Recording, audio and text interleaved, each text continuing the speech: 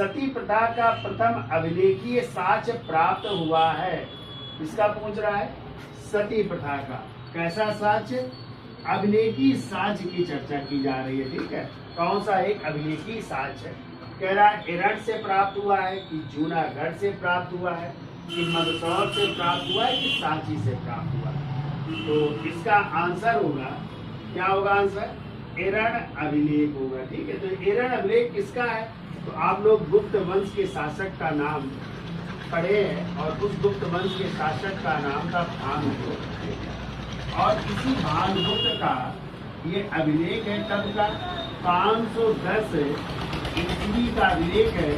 इसी को कहते हैं एरठ अभिलेख। और ये एरठ अभिलेख जहाँ से प्राप्त हुआ है वो है जबलपुर से। कहाँ से, जबलपुर। और जबलपुर कहाँ पड़ता है, मध्य प्रदेश से प्राप्त हुआ है। और इसी से जानकारी मिलती है कि इन्हीं भानुगुप्त के सेनापति थे और उस सेनापति का नाम था गोपराज। क्या नाम था, गोपराज नाम था।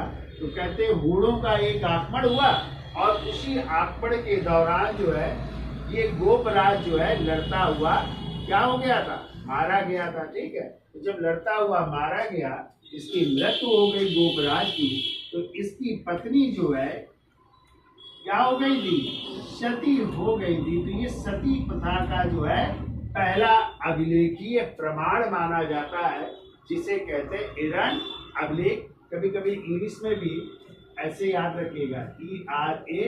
ठीक है, और एक बार ईरान अभिलेख लिख करके भी आया है। ठीक है, तो इसको पढ़ोगे तो ईरान भी पढ़ सकते हैं, ईरान भी पढ़ सकते हैं ना। तो इससे हमें ये जानकारी प्राप्त होती